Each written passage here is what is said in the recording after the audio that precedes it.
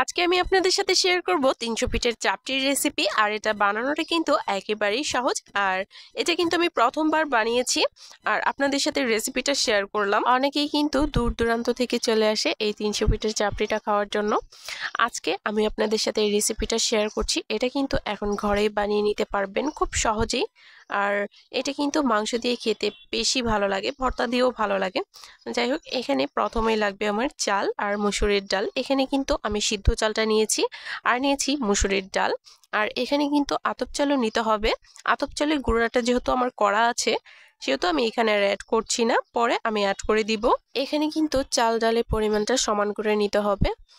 সিদ্ধ চাল যতটুকু নিতে হবে, আতপ চালও ততটুকু, মুসুরির ডালও ততটুকু, মানে তিনটাই সমপরিমাণ এখানে নিতে হবে। আমি এখানে চাল আর ডালটাকে একসাথে খুব ভালোভাবে ধুয়ে এটাকে ভিজিয়ে রেখে দেব 4 থেকে 5 ঘন্টার জন্য। হাতে যদি সময় কম থাকে তাহলে কিন্তু কম সময় রাখতে পারেন। আমার হাতে যেহেতু সময় ছিল, একটু বেশি সময় ভিজিয়ে রেখেছিলাম, এতে করে কিন্তু খুব সহজেই ব্লেন্ড করে নেওয়া যাবে। আপনারা চাইলে কিন্তু পাটায়ও বেটে নিতে পারেন। এখানে কিন্তু চাল আর ডালটা খুব ভালোভাবে ভিজে গেছে। এখন আমি এটাকে ব্লেন্ড করে নিব। আর এদিকে কিন্তু আমি আতপ চালের গুঁড়াটাও ফ্রিজ থেকে বের করে নিয়েছি। আমি কিন্তু একসাথে বেশ অনেকটা গুঁড়া করে রাখি আর ডিপে সংরক্ষণ করি, এতে করে কিন্তু গুঁড়াটা নষ্ট হয়ে যায় না, ভালোই থাকে। আপনারা চাইলে কিন্তু আতপ চালের গুঁড়াটা রোদে শুকিয়েও রাখতে পারেন। যাই হোক, আমি এখানে ব্লেন্ড করে নিচ্ছি। এর সাথে কিন্তু আমি একটা কাঁচা লঙ্কা দিয়ে দিলাম আর দিয়ে দিলাম পেঁয়াজ, কিছুটা পরিমাণ পেঁয়াজ কুচি, আর দিয়ে দিলাম কিছুটা পরিমাণ ধনিয়া পাতা। হাতের কাছে যদি ধনিয়া পাতাটা না থাকে সেক্ষেত্রে কিন্তু স্কিপ করতে পারেন।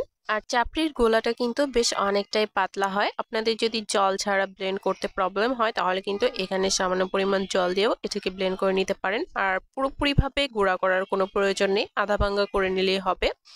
মানে একদম মিহি হবে না, মিহি পেস্ট হবে না, একটু দানা দানা থাকবে। আমি কয়েকবার দিয়ে এটাকে ব্লেন্ড করে নিয়েছি। আর কাঁচা লঙ্কা দিয়েছি এখানে প্রায় 2টার মতো, আর পেঁয়াজ দিয়েছি বড় সাইজের একটা। তারপর এখানে আমি দিয়ে দিচ্ছি আতপ চালের গুঁড়ো। এখানে আমি প্রায় 1 কাপের মতো আতপ চালের গুঁড়ো দিয়েছি আর দিয়ে দিলাম স্বাদ মতো লবণ। সবকিছুকে একসাথে খুব ভালোভাবে মিশিয়ে নিতে হবে। আর লবণের পরিমাণটা কিন্তু অল্প দিতে হবে, খুব বেশি কিন্তু দেওয়া যাবে না। আর এখানে আমি দিয়ে দিলাম হলুদ গুঁড়ো। হলুদ গুঁড়োটাও বুঝে শুনে দিতে হবে। হলুদ গুঁড়োটা জাস্ট কালার আনার জন্য। 300 পিঠের চাপটিগুলো কিন্তু একদম হলুদ কালার হয় দেখতে।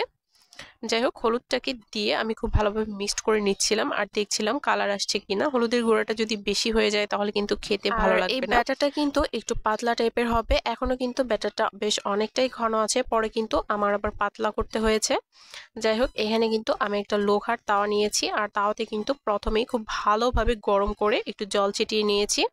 এতে করে কিন্তু নিচ থেকে চাপটিটা লেগে যাবে না, খুব সহজেই উঠে আসবে। আর চাপটিটা কিন্তু অনেক বেশি মুচমুচে হবে।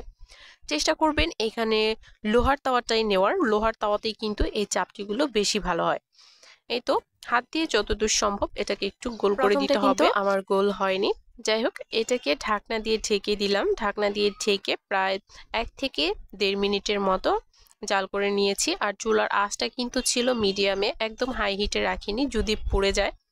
আর আপনারা চাইলে কিন্তু এই চাপড়িটা নরম করেও বানাতে পারেন, আবার শক্ত করেও বানাতে পারেন। প্রথমটা ওঠানোর সময় কিন্তু সময়টা একটু বেশি লাগবে। আর প্রথমটা বানানোর সময় কিন্তু আমার গোলাটা বেশ অনেকটাই ঘন ছিল, যার কারণে কিন্তু একটু নরম টাইপের হয়েছে। পরে কিন্তু এখানে আমি আরও জল অ্যাড করেছি, গোলাটাকে একটু পাতলা করে নিয়েছি। আর তারপর কিন্তু চাপড়িগুলো একদম মুচমুচে হচ্ছিল। আর এটা কিন্তু আমি প্রথমবার ট্রাই করলাম আর খেতে কিন্তু অসম্ভব মজার ছিল। সবগুলো চাপড়ি কিন্তু আমি সেমভাবে বানিয়ে নিয়েছি। একটু নিচের সাইডটাও দেখিয়ে দিলাম, নিচের সাইডেও কিন্তু পুড়ে যায়নি আর অনেক বেশি মুচমুচে হয়েছিল। যত বেশি পাতলা করবেন ততই কিন্তু মুচমুচে হবে। এখানে কিন্তু আমি এক্সট্রা করে একটা বাটির মধ্যে আরও কিছুটা আতপ চালের গুঁড়ো অ্যাড করে তারপর একদম পাতলা একটা ব্যাটার করে দিয়ে দিচ্ছিলাম। এটাও কিন্তু অনেক বেশি মুচমুচে হয়েছিল। মানে ব্যাটারটা কিন্তু খুব বেশি ঘন হওয়া যাবে না, ঘন হলে কিন্তু একটু নরম টাইপের হবে। আর যদি ব্যাটারটা পাতলা থাকে তাহলে কিন্তু একদম মুচমুচে হবে, খেতে কিন্তু দারুণ লাগে। আর আমার কাছে কিন্তু চাপড়িটা একটু মুচমুচে খেতেই ভালো লাগে, সেটা চালের গুঁড়োর হোক বা ময়দার। আর চাপড়িগুলো খেতে কিন্তু অসম্ভব মজার হয়েছিল। সাথে আমি করেছিলাম চিকেন কষা, খেতে দারুণ লেগেছে। ভিডিওটি ভালো লাগলে একটা শেয়ার দিয়ে পাশে থেকো। সবাই ভালো থেকো, দেখাবে নতুন ভিডিওতে।